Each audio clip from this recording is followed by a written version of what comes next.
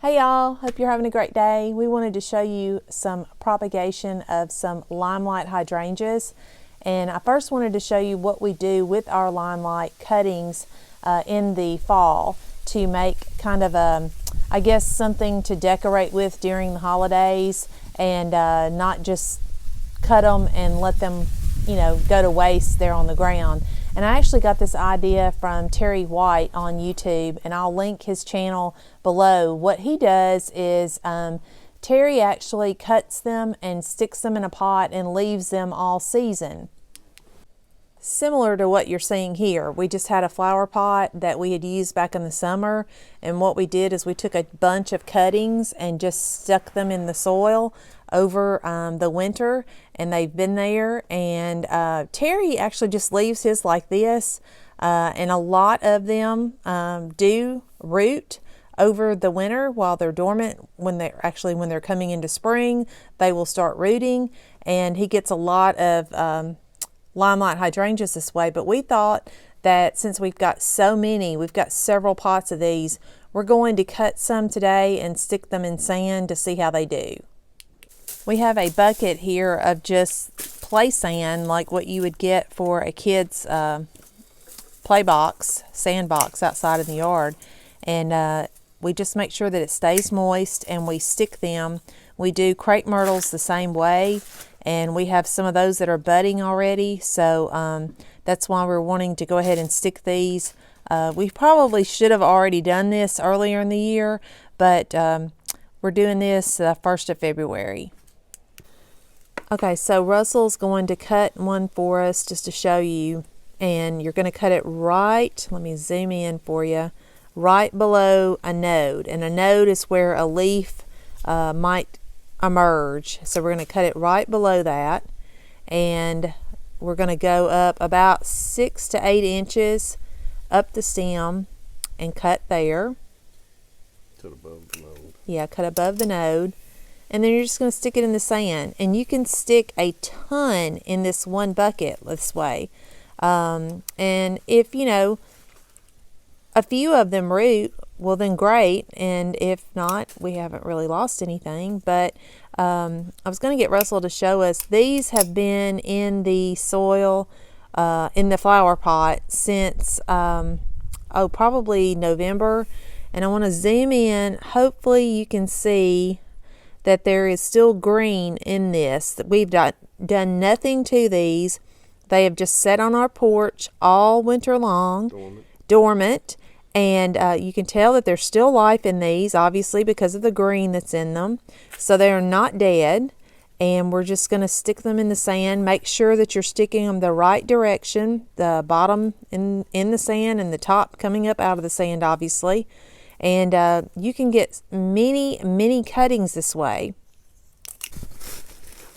Probably in just about 5 minutes, we have got all of these cuttings out of the pot that we had over the fall and winter, and we still have a bunch left in the pot with the heads on them, and we're going to just leave them there to see which one actually does best. But again, although these had been in the soil and cut since, I'm going to say it was probably November. It's February now. They're still green, obviously, because they're dormant. They're not growing right now, and you can see green on all of them when you cut them.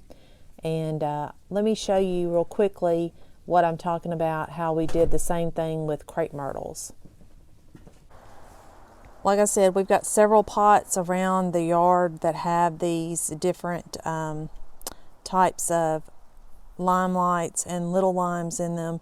Little limes and limelights were the only two that we did this way this year, by cutting off the branches that we wanted to trim off and just stuck them in some pots with soil over the winter. Here you can see several pots of crepe myrtles that we've done. We actually cut these probably in December, I think. We got the majority of these off a clearance sale at Lowe's, and that's where these came from. And we had a bunch that we wanted to trim up because they'd gotten really scraggly. And I want to show you that Some of them already have buds coming on them. You can see right there. It is the first week, actually second week in February here in zone 7B, and these would have just been thrown out in the compost pile or out in the yard to mulch, and we stuck them, and some of them are already budding up. Some of them are not, but we fully anticipate some of these other types of crepe myrtles to bud as well. We've got several different kinds.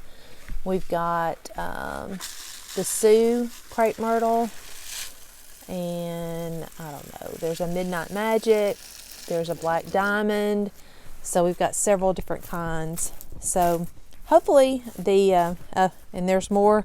These are probably little lime hydrangeas here that we've done the same way. Some of them we're going to cut the heads off, but actually some of them we're just going to leave like this and see what they do to this in the spring. And just to give you kind of an idea, this is our probably the largest limelight hydrangea bush that we have. I would say it's probably 4 years old, and we probably cut 4 or 5 foot of growth off of it this past fall. This tree or bush is still chest high on me, so we left quite a bit of it. You can cut them back pretty substantially, but we cleaned it out, and those cuttings that we were just sticking in sand came from this particular bush. So it just goes to show you that, you know, in the past we would have just trimmed up this bush in the fall and thrown it in the compost bin or mulched it and been done with it. But thanks to Terry White's idea, we have started sticking those, and we'll see how many plants we get off of what we're calling freebies at this point. Thanks, and I hope you all have a great day. God bless.